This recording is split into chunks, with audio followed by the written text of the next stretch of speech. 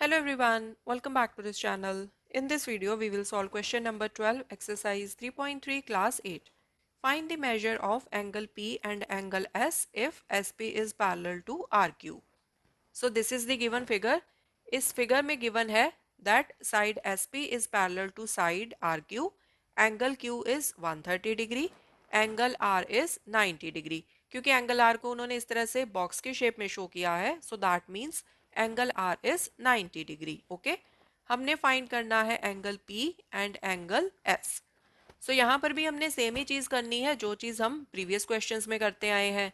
These two sides are parallel and जो ये side है side PQ, this will be considered as a transversal.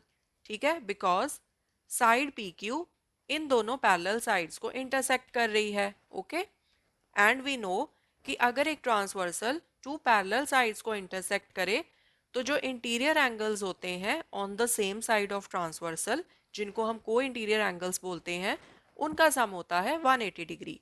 So angle P plus angle Q is equal to 180 degree because these angles are co-interior angles. Okay. So angle P plus angle Q equals to 180 degree. Reason?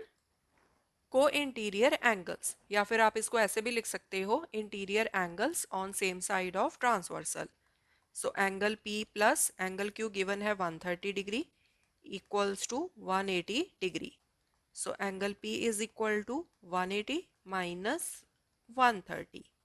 So angle P is equal to 180 minus 130. This is 50. So angle P is equal to 50 degree. Okay.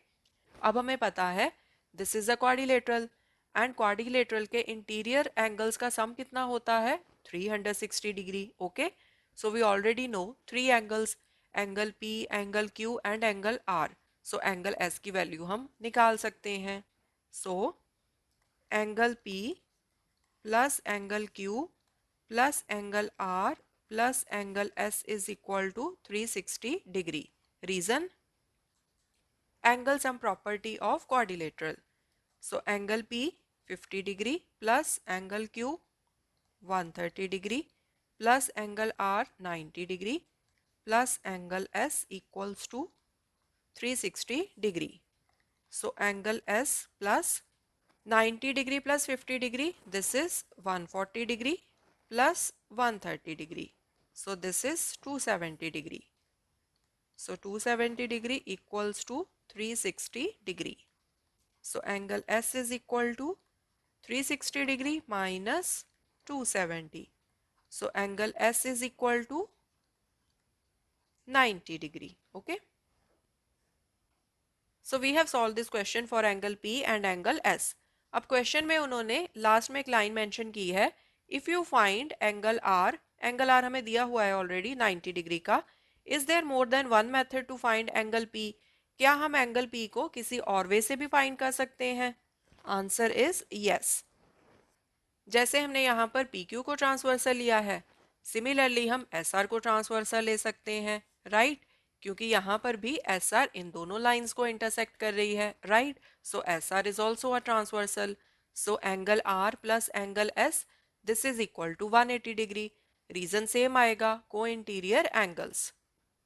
So angle S plus angle R equals to 180 degree. Reason? Co interior angles. ठीक है, मैंने short form में लिख दिया यहाँ पर. So angle S plus angle R 90 degree है equals to 180 degree. So angle S will be 180 degree minus 90 degree. So angle S is equal to 90 degree. Okay, so now again we have three angles out of four angles. तो हम fourth angle जो कि angle P है उसकी value निकाल सकते हैं using angle sum property of quadrilateral. So angle P plus angle S plus angle R plus angle Q is equal to 360 degree. ये तीनों एंगल्स हमें पता है, तो एंगल P की वैल्यू हम निकाल सकते हैं. Okay, so angle P plus angle S plus angle Q plus angle R equals to 360 degree. Angle sum property मैंने यहाँ शॉर्ट फॉर्म में लिखा है, आप इसको प्रॉपरली लिखना, angle sum property of quadrilateral. ठीक है, जैसे हमने यहाँ पर लिखा है.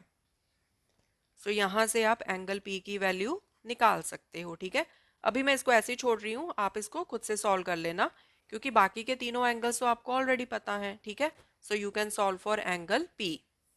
एंड साथ में आप एक सेंटेंस लिख देना यहाँ पर, yes there is more than one way to find angle P.